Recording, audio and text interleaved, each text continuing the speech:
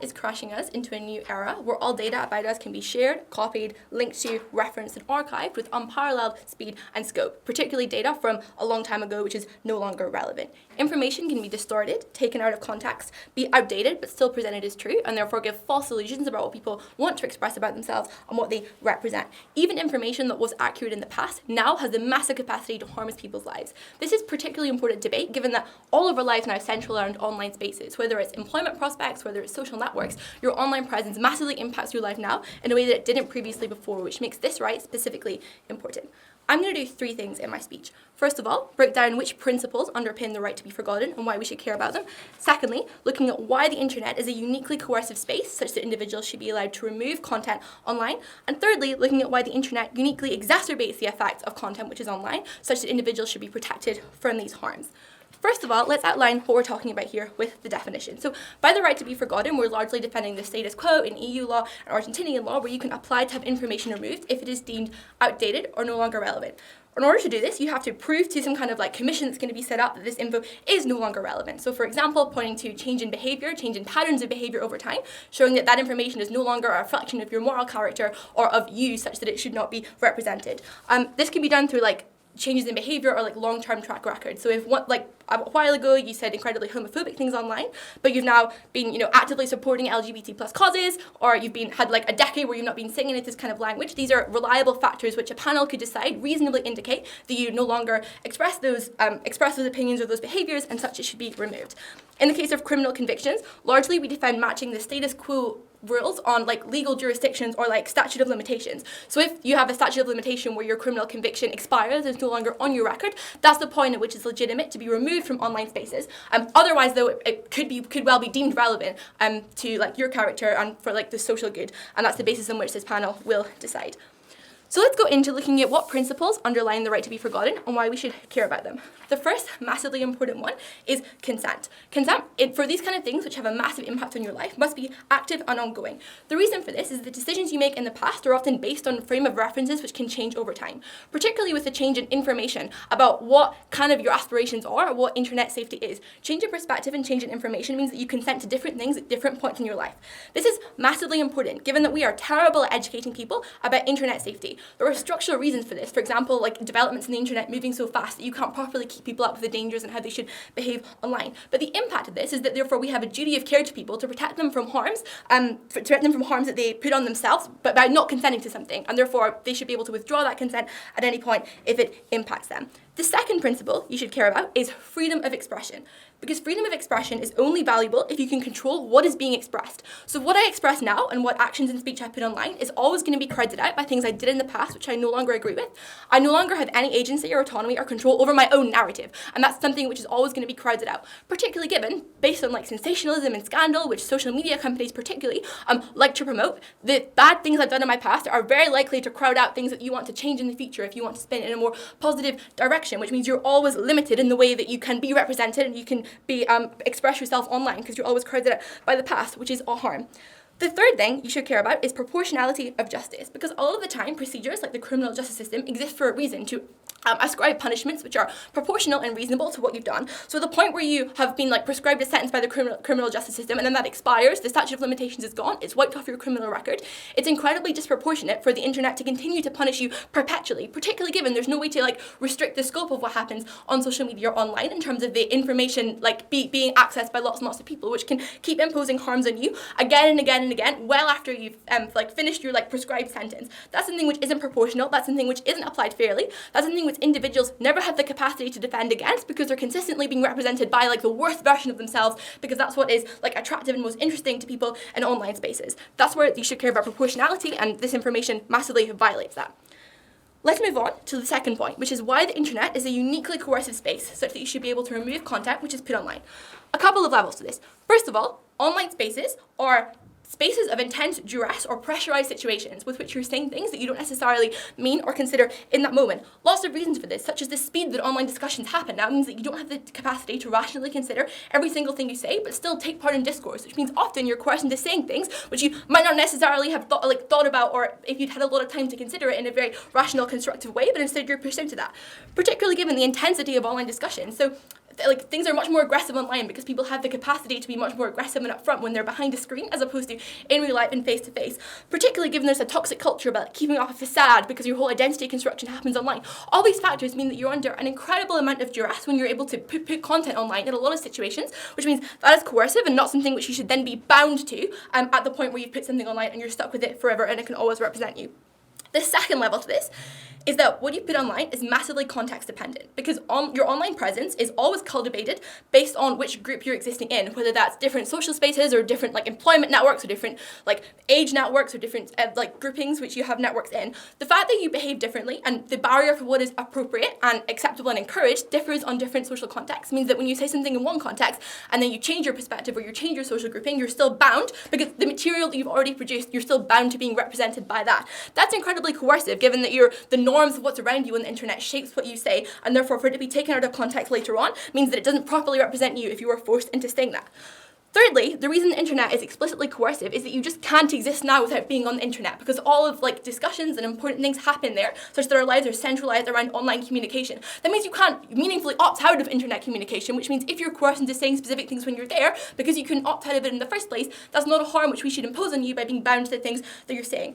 The fourth one, which I think is very important, is that social media companies are inherently constructed to ensure increased coverage through conflict perpetuation. So for example, like YouTube algorithms, social media algorithms want to push people towards the more extreme branches of their political beliefs. So they take like like little tilts towards certain directions and make them much more extreme because they want you to be predictable, because they want to be able to target ads towards you or to like generate more content on your feed there. The fact that social media companies or internet companies can coerce you into thinking certain things by the content you're exposed to means uniquely that you shouldn't always be held accountable for the things you say if you have the capacity to change back later and reform your ideas in a more positive way. All these reasons mean that if you're coerced into saying certain things on the internet, it is unfair and also not a proper representation of people, that they are held to that forever and their employment prospects are wrecked because of something they said a while ago.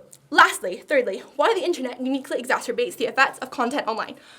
Firstly, because things you say have the massive capacity to be taken out of context. You can say one line in a whole paragraph and people only focus on that one line, which doesn't represent your beliefs in the fairest way. These specific situations are the most serious because people never even had the intent to say the things that they are quoted as being said online, which is uniquely harmful. The second reason is the magnified scope of the internet. The extent that it can be like shared literally anywhere. Things can go viral. Very, very quickly, increasingly more so as like global trends become more popular. You can't control where it goes and how far it goes. That means that one tiny mistake can be magnified to an extent that is unparalleled in any other kind of social space, which makes this right to be forgotten specifically important compared to all other forms of discourse, like word of mouth or whatever. And that's particularly important. The third reason the internet uniquely exacerbates the effects of content online is because you're always going to care about bad, scandalous content over good things. So once you've made a mistake, it's incredibly hard to rectify that in a meaningful way, given that people are always going to hold you to what it like pops up in their social media feed and gets the most clicks, which is never going to be the positive things to represent yourself in a good way, but it's going to be the things which are the most interesting and scandalous to everyone. That is massively unfair. Given so much of our lives, like employment prospects, etc., is determined by our online presence, this is a massively important right to protect individuals from harms which they never consented to, they don't want to opt into. I'm very proud to propose.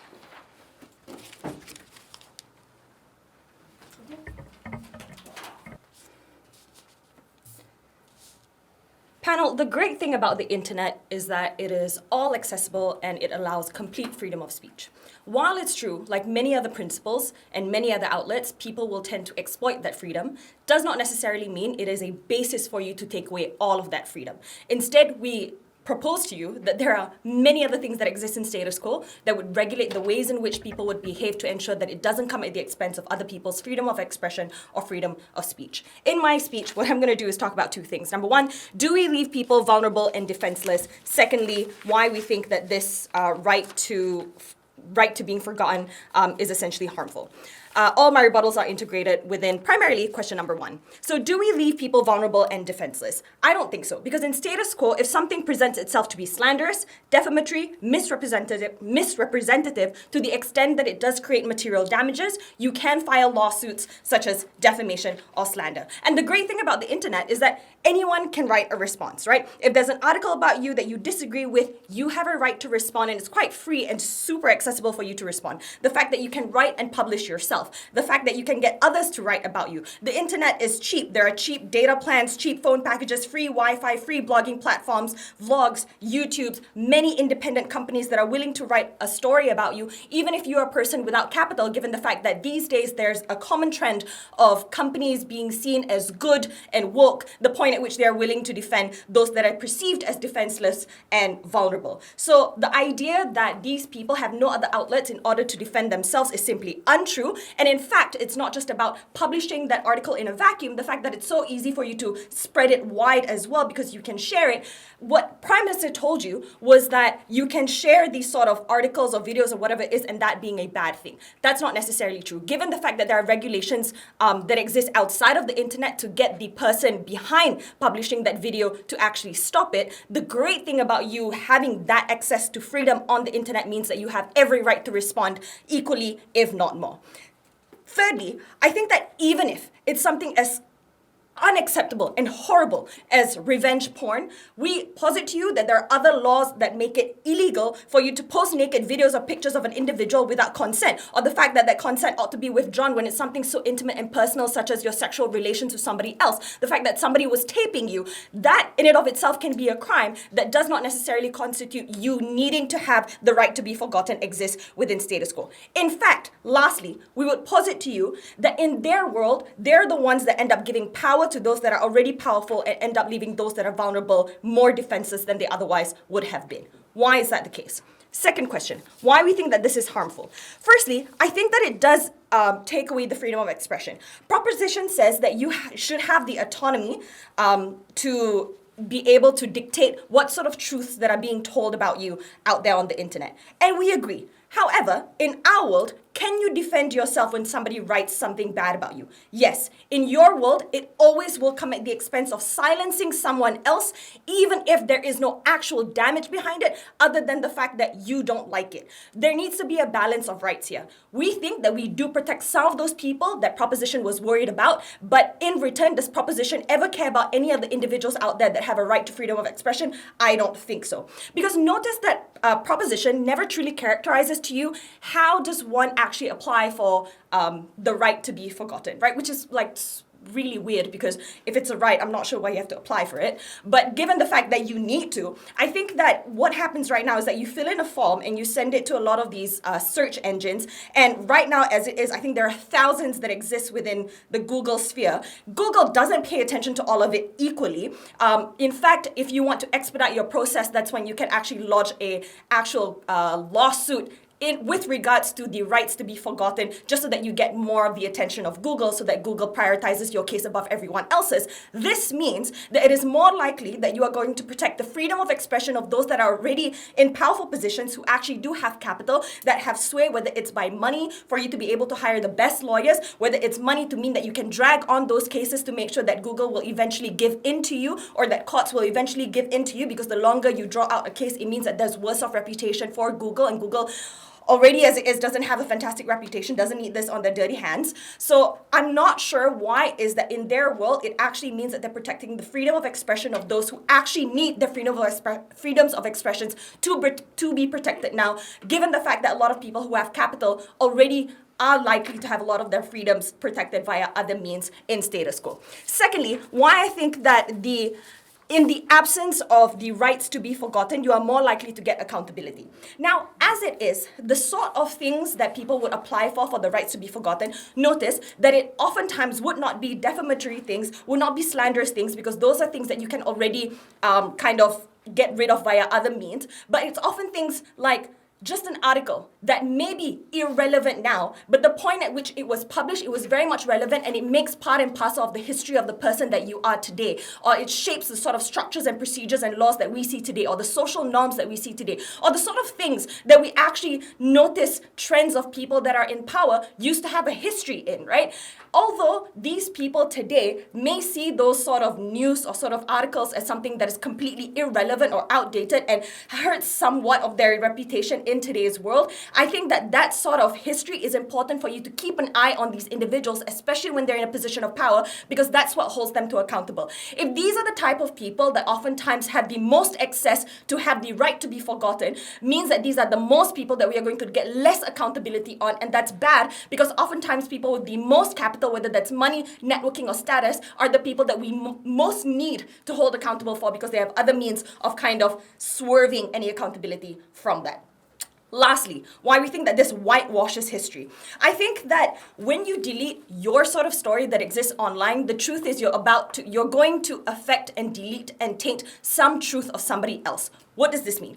It means that, for example, if you as the vulnerable person tried to sue for fraud or slander or whatever case it is against a more powerful person, even in the best case scenario, that say that lawsuit actually drops and it was the powerful person that wins, if that powerful person gets to go on 10 years later saying that I would like to delete any articles out there that says that I had a probable wrongdoing, what's going to happen is that what it looks like is that every part of the article that had the narrative revolving around that powerful person is now deleted. What is left is any sort of narrative that existed on behalf of the person filing that lawsuit, making it seem as if they filed that lawsuit for completely nothing, for something completely baseless. What this means is that for you to clean your own profile, it comes at the expense of tainting someone else's profile, and oftentimes someone else who is much more vulnerable than you. What side proposition actually needs to explain to us is why it is that this version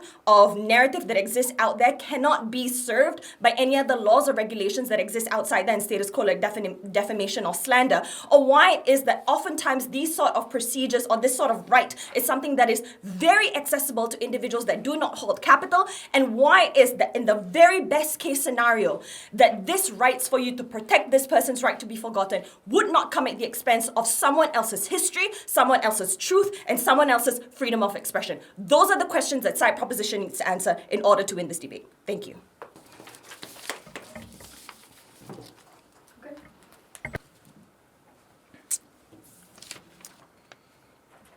When he was 14, Kyle Kashuv said some pretty racist, homophobic, and edgy things in a private chat that this week cost him his place at Harvard and led to this becoming a global news story with almost everyone who will now encounter him in future being aware of this. Except, so common, so standard. Except Kyle was able to point to an event in his life that had changed him and meant that he no longer held these views and he was no longer that person. And that was he survived the Parkland shooting. This grew him up, turned him into an adult, and he stopped thinking that being edgy for the sake of it was key to his personality. And he moved to more mature, admittedly libertarian pro-gun positions, but still well within the strands of respectable politics. Was this a genuine conversion, and is he genuinely changed? I don't know. What I do know, though, is that the place that will get closer to ascertaining that question is likely to be some sort of court or legalistic tribunal like the type we have on our side of the house, rather than the internet mob on their side, who pursued him for this, but didn't pursue classmates of his who were in the same chats. And the reason for this was because all his other classmates adopted pro-gun control and anti-gun positions, and he was the unique right-wing voice among them. The internet mob is arbitrary, it is selective, it is politicized, and there is no defense from an anonymized swarm absent this policy. I would also like to point out that in the vast majority of cases we're talking about here, it is going to be people who were legally children when they made these statements. It's legally teenagers. And in any other sphere other than online, this would be seen as an egregious violation of rights to be dragging it up after the fact, because you need explicit consent from them and their parents to even report on things that children are saying when they're younger. What we're doing here is we're correcting an imbalance, because it is likely, these is by far the most common and the most likely case where you're going to be able to prove that this information is no longer relevant and is different, is if you were a child when you made this and you have had meaningful changes in your life since then. I'm going to talk about one thing in extension, which is how we make change possible on our side of the house. But first of all, substantive rebuttal to the case that we've just heard. Okay, number one, we are told that there is an adequate status quo defense, namely that you can sue people in courts. Several reasons as to why this isn't adequate under the status quo. One, people harassing you online are very often anonymous. They use anonymous accounts. There's no way to take them to court and hold them to account there.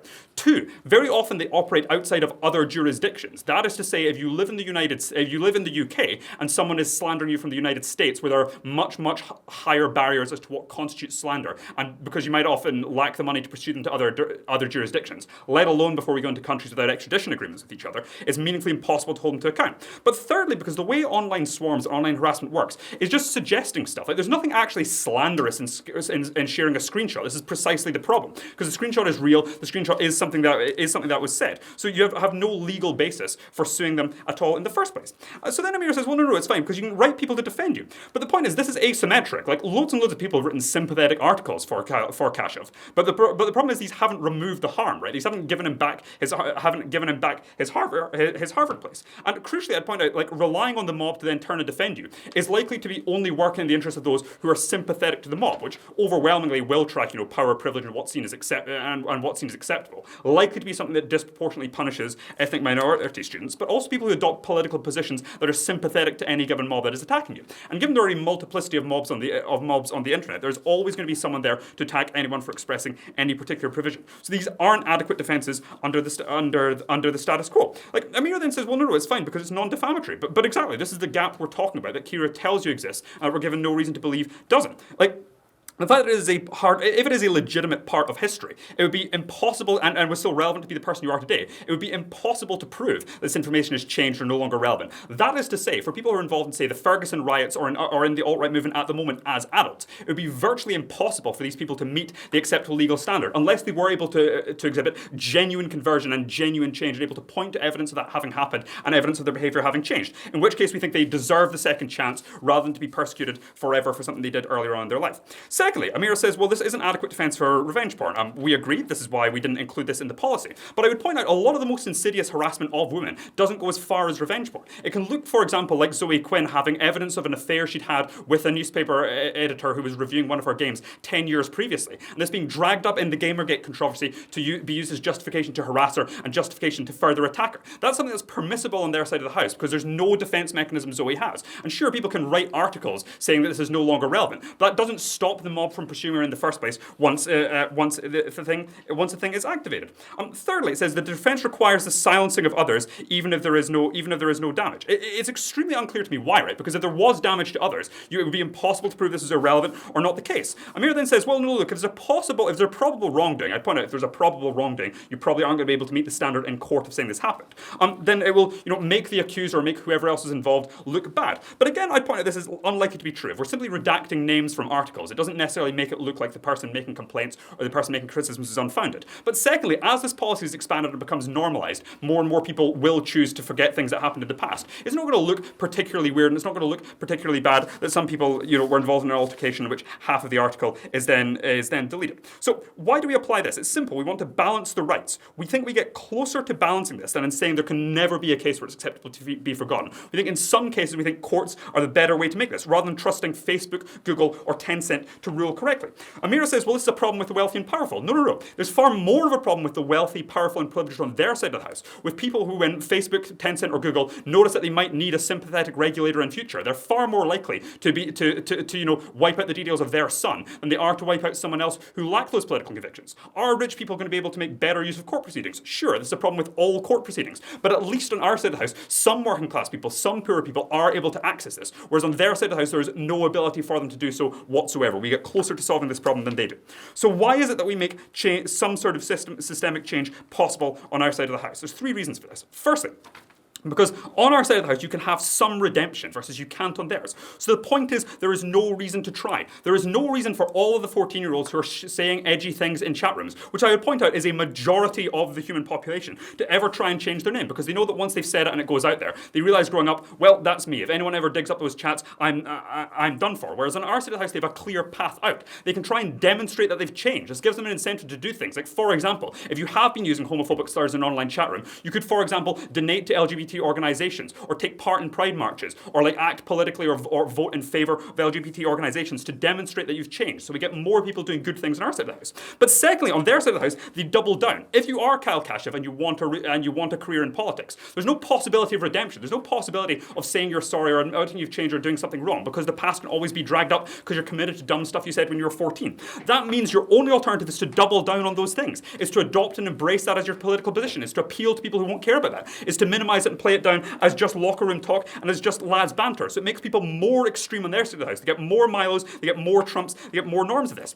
But lastly, the way this works in terms of normalizing things is crucially, the problem is on their side, bad call-out gets conflated with good call-out. That is to say, most people think it is unreasonable that Kashuv is being excluded from Harvard on the basis of stuff he said 4 years ago prior to a traumatic event that totally changed his life and changed his personality. And crucially, this gives cover to figures like Boris Johnson, Donald Trump, and Milo Yiannopoulos, who are able to say all criticism is crazy, because they can point to several instances of where the criticism has gone too far and is unfounded, and conflate that with criticism of themselves. So it gives them more defense. On our side of the house, whereas one, there's a clear legal standard. The question would always be to Milo or Trump, so why didn't you apply to this? Why weren't you able to demonstrate that you've convincingly changed if this now exists as a possibility? So we get so we get more effective call-outs. We get less Milos, less Trumps, less Johnsons on our side of the house for all these reasons we urge you to propose.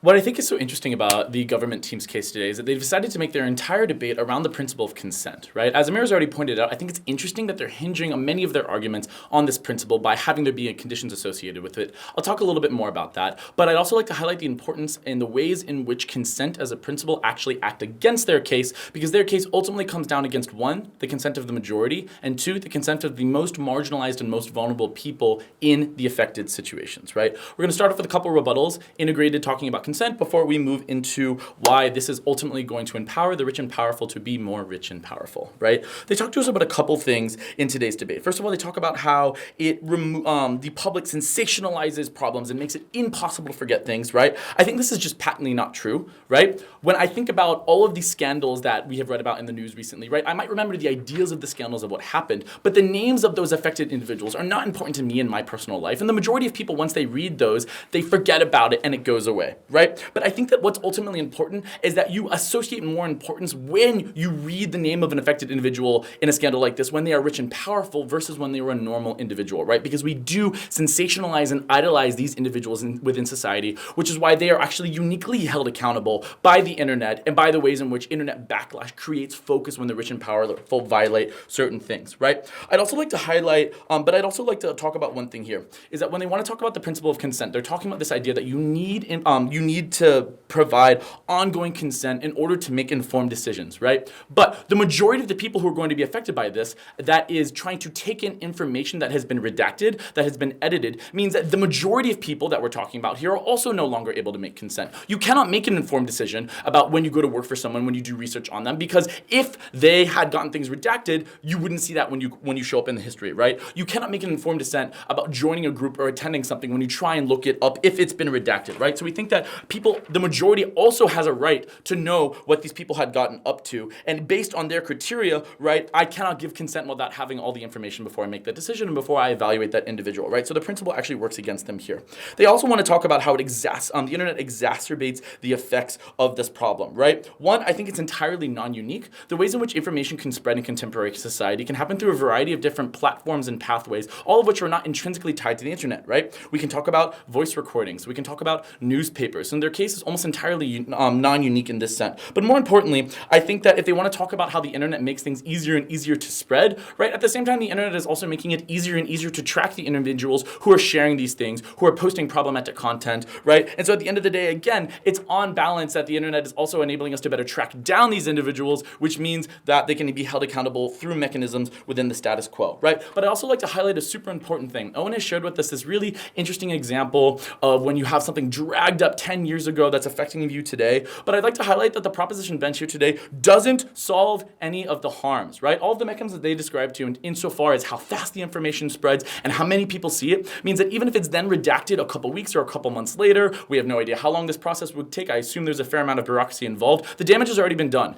The emotional and psychological trauma of everyone having bullied and dragged you online exists. People have taken screenshots of that stuff online, which they could then continue to share and have access to for the rest of their life, which means that proposition actually doesn't solve the problem at all. I would also like to highlight that the systems in place that cause these problems will also still exist, right? The reason that so many people were dragging the woman in his example was because we live in a patriarchal society. The patriarchy will continue to live on, but what we've removed now is uniquely a tool to hold individual men and leaders in power accountable when they say misogynistic things, right? And these, at the end of the day, like Amir pointed out, are the people who are going to be able to most redact these. They're the people who have access and have contacts at Google and the people who make these decisions, and they're the ones who are most likely to have their content removed, right? So the patriarchy will continue to live on. Women will still continue to suffer these problems. But we now uniquely have one less tool able to hold these men in power accountable, right? So at the end of the day, it's a problem-solution mismatch. They still have failed to prove to us why solutions in the current status quo are not unique, are not adequate enough, right? But I'd like to end the day by talking about two important things. One, the ways in which this will empower the rich and powerful to be more rich and powerful.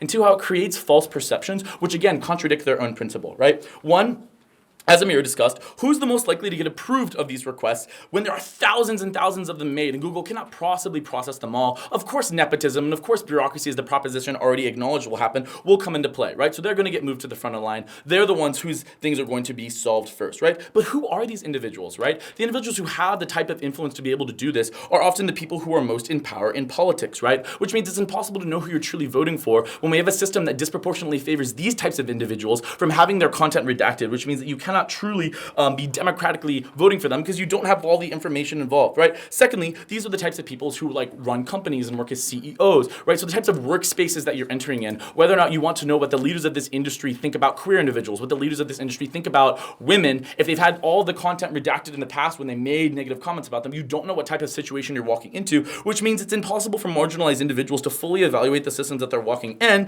and it's democratically inconsistent when we're voting for the people who are most in power and who are ultimately the ones that craft the policies that affect us for years to come, right? I also think that at the end of the day, it's also principally inconsistent to be whitewashing this type of history because at the end of the day, the people who are whitewashing it is the people who are in power in favor of the people who are in power, right? So the people who are making these decisions, whether they be white men, are the principal incentive to keep themselves in power, and so they will always prioritize the redaction of information that disproportionately affects their group versus anyone else, right? The second and last thing I want to talk about is about how the creation of false perceptions. Owen is really quick to dismiss this, right? Like, okay, it's just a redacted word, the rest of the article still exists, but what Owen ignores is the fact that this doesn't happen in a vacuum, right? So when we look up an article where the name has been redacted and it just says this person sued this person, Owen is acting as if the person whose name was redacted doesn't do anything further after that. But of course they're going to be incentivized to remove themselves further from that situation, right? So when people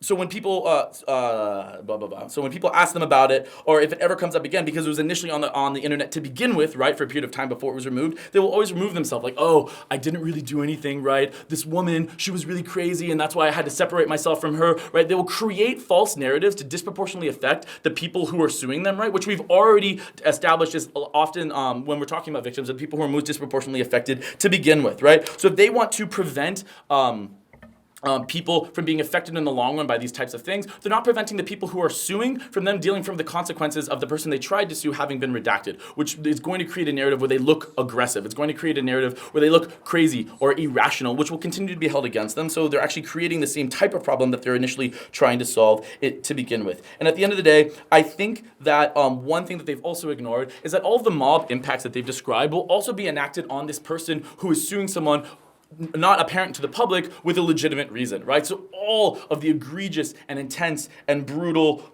internet bullying and slandering that will occur now cannot continue to occur on the person whose name would redacted, and instead would be enacted on the person who is appearing to sue for no reason or sue for an irrational reason, right? And so I think at the end of the day, we're not protecting those individuals as well. So if we want to focus on the principle of consent, they're ignoring the consent of the majority, they're ignoring the consent of the individual minorities to know who you're voting for, what you're voting for, and how that's going to affect your world. Thank you.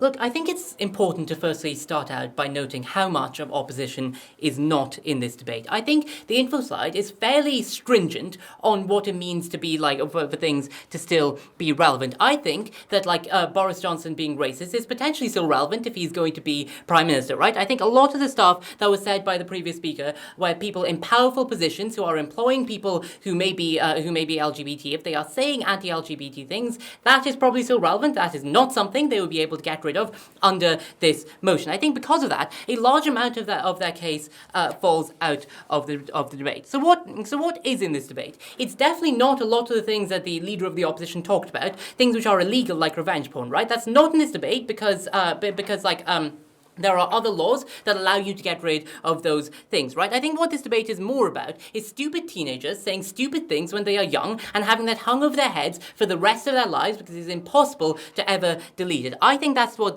this debate is primarily about. I'm going to talk about a few things. I'm going to firstly talk about like if defense mechanisms exist under status quo, who has better accessibility to changing these things, and finally talking a little bit about consent. But before that, let's just do a bit of extraneous rebuttal from the previous speaker, right? So he tells us that like that like people primarily just like forget the names of people, but like remember the story. That's maybe true of just like general public. Like if you bumped into someone, you're just like, hi, I'm person X who said this terrible thing. They probably aren't going to recognize who you are. But that is not true of employers who search through your data through the databases, do like searches for you online and try and find out as much as they can about you before they actually hire you. In that case, things you say are very relevant, and your name is won't be forgotten. Secondly, he talks about like the employer's right to know, like. If this right to know is strong and if it is relevant, then this material will not be deleted. Another example of opposition saying things that are not necessarily relevant to this debate. Finally, he tells us that we don't actually solve in this round because like a lot of this abuse and bullying happens before you get this stuff redacted. Two responses. Firstly, I think there is always the option to do it before you get bullied, right? If you realize 5 years later that you said something dumb and that's like on your Facebook somewhere, you can always apply to have that gotten rid of before anyone actually finds it and puts a mob onto you. But secondly, I think this is still uncomparative at the point of which on our side you are still able to get a job later, even if you are like hurled by lynched by a mob in the first instance. Okay. Moving on to the first question. Does an adequate defense exist under status quo? Because I think that was a lot of the thrust of the first speaker to try and mitigate like our case. I think if we prove that an adequate defense does not exist, we go a long way towards winning this debate. First thing to talk about is like illegal actions which people take against you. I think Owen had two responses which were just not replied to whatsoever. Firstly, about people being anonymous. Secondly, about existing within other jurisdictions. I think both of those still stand in this debate, whereby like it's hard if people are taking illegal actions against you to actually go through the mechanisms that the leader of opposition wanted people to go to. But secondly, I think what this debate is more about is the cases in which people are not necessarily doing things illegal online in response to what you have said, but it's closer to being incredibly unpleasant or not sort of hiring you for jobs, that kind of thing. I think that's more of this debate, right? I think the only thing that we get from the leader of the opposition is that companies are going to jump in and defend you because they want to seem woke. Two responses to this. Firstly, I think this only happens when your position is in line with being woke, right? For the Harvard student, or almost Harvard student, which Owen was talking about, I don't think many companies are going to be jumping to his defense because it's not being as woke as possible. Secondly, I think it's only for, since the companies are only doing this for show, they are probably only going to do this in a couple of cases, which they can then brand as something that they have been doing, right? I think this means you don't get a type of coverage over a wide range of cases, you only get it in a few cases. I think that's a unique gap in the system for us to be able to fill this by having another course of action you can take in order to get this harmful material that could harm you off. I think that like in the leader of the opposition talking extensively about defenses you can take, I think there is an implicit admission that there do need to be things you can do to get rid of this material, right? But they have been unable to show that on their side this actually exists. I think we uniquely show that.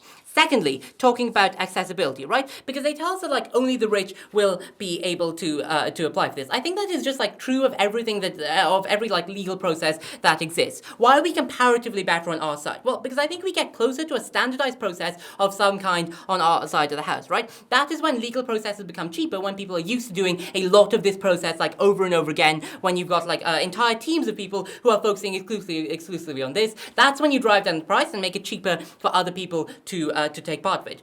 It is comparatively much more expensive to do this, at the point at which you need to go through some vague legal process or try and set some vague precedent of some kind. That is the point at which it is only the rich, elite, and powerful who are going to be able to actually go through this process. When we have a standardized process, we make it more accessible. But then the second thing they tell us is no, rich and powerful people can't, this is the only way that we can hold them accountable, and we are unable to do it on our side. Two responses. Firstly, I think most often than not, if it is still relevant, it is not going to be redacted, right? If you're employing people and you have said like anti-LGBT things, that's not things that are going to be redacted unless you've shown a pattern of behavior that changes that. But secondly, I think Owen talked about person talked about how you're going to have a standardized measure, which means there's a lacking of a defense mechanism now, because people will ask you, well, why did you not apply through this process? And now they will need to say, well, either I did and I got rejected, meaning that like I probably am a bad person, or I didn't, or like I didn't because I knew I would get rejected. I think that's incredibly important, because that means that like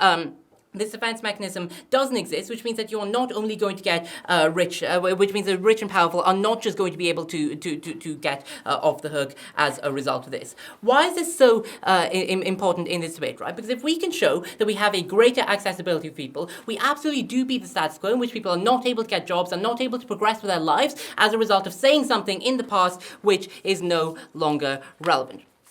Third thing I want to talk about is consent, right? Because I think the consent point is incredibly important. I think the minutiae of what the Prime Minister was saying was never fully responded to, right? The idea that internet companies sort of push you down a certain path which you did not realize you were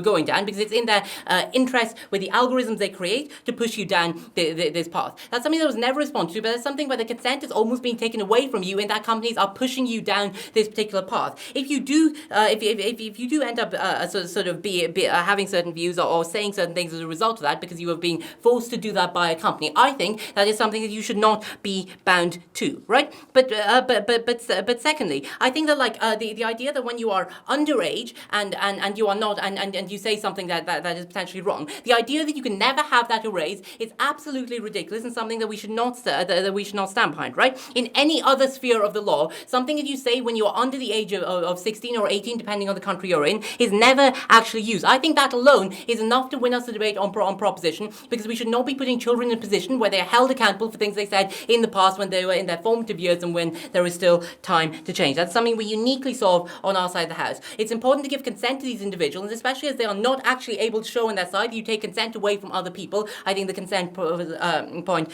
falls to our side. For these reasons, proud to propose.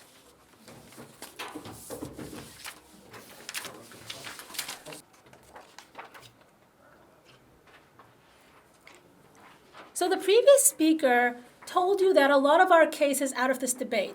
Look carefully at your notes and you'll see that they never actually explained why is that true. The reason is because they're wrong and they cannot give you that explanation. However, allow me to do the opposite for their side of the house, because we have to understand government team has this assumption that information at one point becomes not true or not relevant. They're forgetting what we brought to the table, which is, who is this information relevant or not relevant to? Who is this information true or not true for? And we told you that for any piece of information that is out there, there was actually someone who put that information out there to begin with. There was actually someone who thought about it, who said, oh, based on my own experience, based on what I know, based on the process that I have been through, I am sharing this information, I'm putting this information out there. And we have not heard a single response from the Gov bench as to why it is that they're prioritizing, they're preferring the rights of someone who has done something, admittedly done something wrong or done something bad in the past over the people that were harmed by them, that are now going to be left out, and their narrative is going to be eroded by this action that they're supporting for. And since they have not explained it so far, they cannot do it anymore in this debate, and they have to lose it.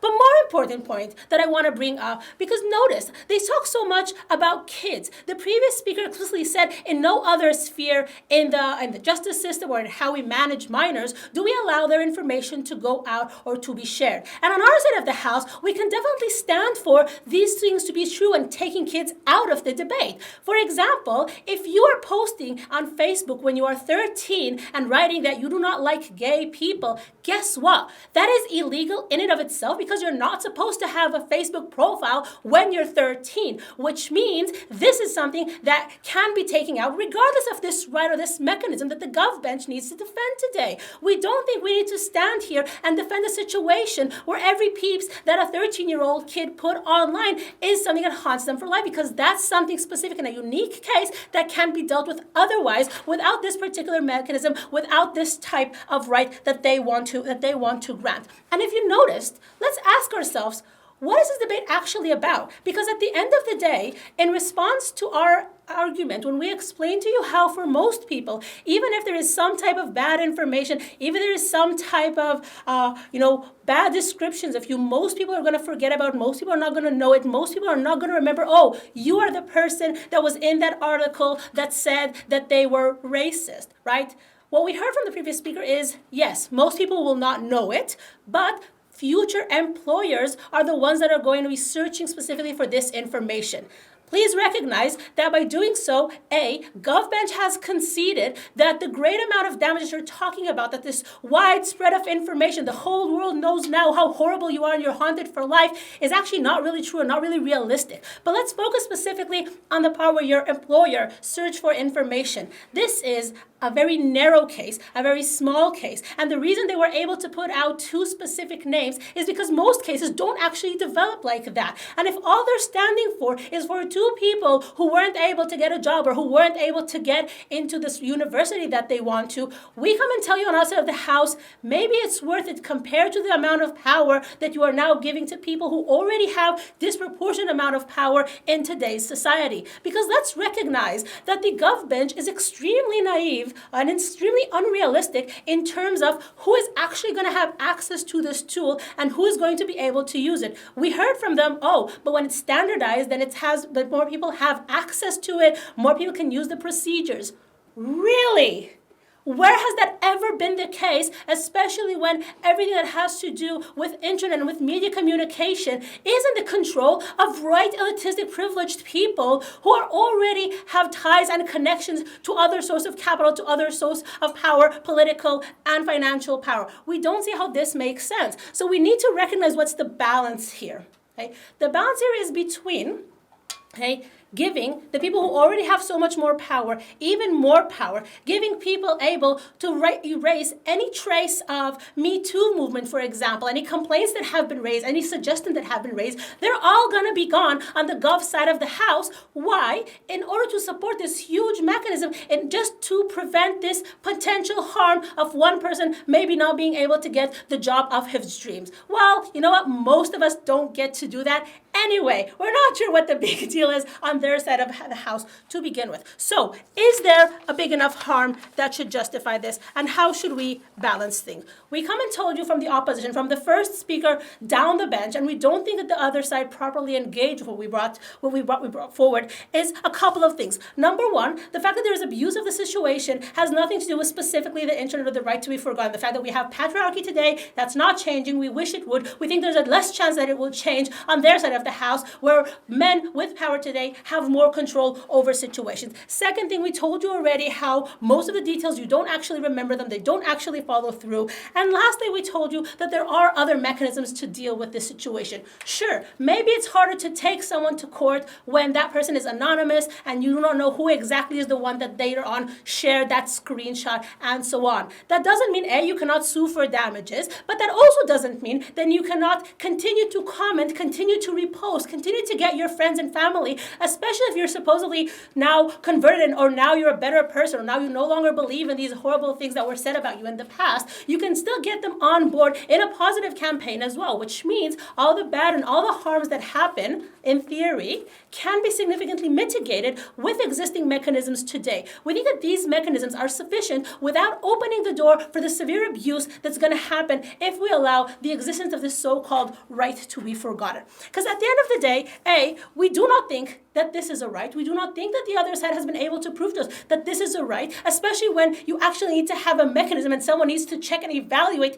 can you be forgotten or not? That by definition is no longer a right. But second thing, we think even if there was a right, no right is existing in a vacuum. Every right has to be balanced compared to other rights. We have given you multiple reasons why the rights that should be prioritized in this particular situation or in these particular contexts that are relevant in this debate are exactly the rights of those who are weaker, exactly the rights of those who have been sharing the stories, especially with stories about how they were hurt, about how they were offended. Exactly the person who is now trying to sue and wouldn't be able to anymore or won't be able to share their story because the bad guy in the story has been erased, has been eliminated because they have the power to get that to happen, to put that into action. So even if you're willing to accept that there is this kind of right, that we might potentially have situations where there is harm that this mechanism can solve, we say we do not want to open the door for it. We say on balance, we prefer this mechanism does not exist and is not acknowledged because the harm and the abuse that are going to happen for it are far greater than the potential benefit that can come. So I'm sorry for that person who cannot go to Harvard. I'm pretty sure there are other awesome colleges they can go to. I went to one as well.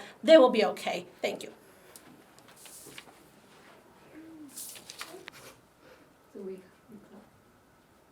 The beautiful thing about the internet is that it is an all-accessible way that has given power to the people. I think that the naivety of Proposition's case has given us a world that is well-intending, but ends up opening the floodgates for yet another outlet for the rich and powerful to control narratives. I think that this is a bad idea. I think this will only end up corrupting the current world that we see that is already highly corrupted by the rich when it comes to freedom of expression. I think that this is the last straw that we ought to be protecting. In my speech, I have two questions. Number one, are there sufficient check and balances in status quo to protect those that are harassed? And secondly, should we be protecting the young, dumb, and regretful? First question, are there sufficient check and balances in status quo? We told you that there are legal outlets for this protection that doesn't come at the cost of the ultimate freedom on the internet. Proposition responds and says that those don't work because usually it's anonymous. Most times they don't meet the legal burden of defamation or slander. Look, if it was anonymous, it's not criminal, it doesn't meet any legal burdens, and it's reduced to someone else's opinion of you or your past opinion of yourself, why is it urgent? Why would it cause all of the harms that side propositions say? Why is the damage so great to the extent that it is worth the trade-off, right? Because the question isn't just, are there sufficient check and balances, but even if there aren't enough check and balances, and if those check and balances are inadequate, are there harms worthy of the trade-off? And that's a question that I don't think side proposition has been willing to engage us on, the point at which we made a balance of the probability of the rights that we ought to be protecting. Which leads me to my second question. Should we protect the young, dumb, and regretful? Because this policy would affect the overall freedom of expression of everyone, not just you about yourself, but others who have an opinion about you as well. Proposition shot themselves in the foot when they thought it was strategic to focus on the protection of the self against oneself. Look, people make young, dumb decisions all the time that they come to regret in future. But should the protection of you against your own past stupid self be more important than the ability of other people to have an outlet to hold the powerful accountable? I don't think so. The point at which Stav tells you that many women out in society who have used the internet as their only means of being able to garner the Me Too movement in order to voice out against strong, corrupt men, the fact that other individuals are finally able to find an outlet because this is an actual free and all accessible outlet that they can finally write about somebody else and share and tell their part of the story. if you notice, we do not hear any engagement coming from side proposition with regards to how do they intend to empower people, the point at which they choose to allow this outlet. Because maybe that outlet might save that boy for finally being able to go to Harvard. But at what cost? Because it means that every other person that has networking, powerful tools are able to silence everybody else. If you notice, side opposition has engaged quite well in assessing the balance of rights of the stakeholders that proposition actually cares about, right? The person who has actual defamatory things outside there, we have check and balances. If it's things that are not amounting to defamation or like they're anonymous, it's unclear why it is that the extent of the harms are great. Notice that a lot of these sort of harms that they were able to address were things like not getting your dream job or not being able to go to Harvard. I'm sorry, that's not the biggest travesty that I actually care about in this debate. But we never actually heard any engagement from proposition on our points regarding accountability, how this whitewashes history and narrative, and how you trying to immediately delete the tabs that has led us to the current present changes someone else's truth and future policies. That's something we should never be for. Because the point at which you as a powerful person, which is more likely to have access towards this tool, gets to come in and correct that narrative, even if it's something that's redacting your name from an article, still means that you are deleting the magnitude of truth and power that the writer had when they intended to write that article. This means that you are, in fact, affecting someone else's truth and someone else's power. Whose power do we care about the most in status quo? It's people who have no other means of accessing that capital other than the internet. The one good thing the internet has been good for, other than cat videos, has always been about giving people this part of the truth that they could never otherwise be able to. Thank you.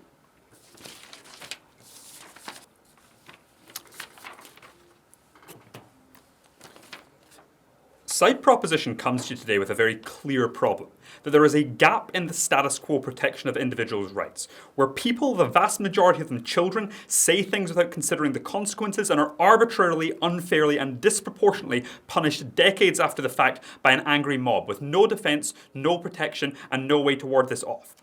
OP present no solution to this problem. They either deny that the problem exists or point to edge cases of imperfect enforcement. We say this isn't adequate and not something you should stand behind, especially when we tell you that in the absence of this policy, the counterfactual is that all criticism of the wealthy and powerful is tainted with the idea that it is unfair, that all people who have previously said dumb things double down on this behaviour and is the only way to possibly shrug off criticism in the future. In the same way that a lack of rehabilitative justice causes a rise in crime, when there's a lack of individuals' ability to be forgotten for dumb things they've said in the past, it makes it more likely that we'll say more of these things. They will defend this behaviour that they will try to say it was fine. Two questions then. One, does this advantage privilege? Secondly, is there a problem? One, does this advantage privilege? The first thing I would say here is that being rich or privileged does not mean you lose entitlement to rights. I don't think they've actually weighed rights at any stage. They've just pointed to some other things and said we'd also care about these.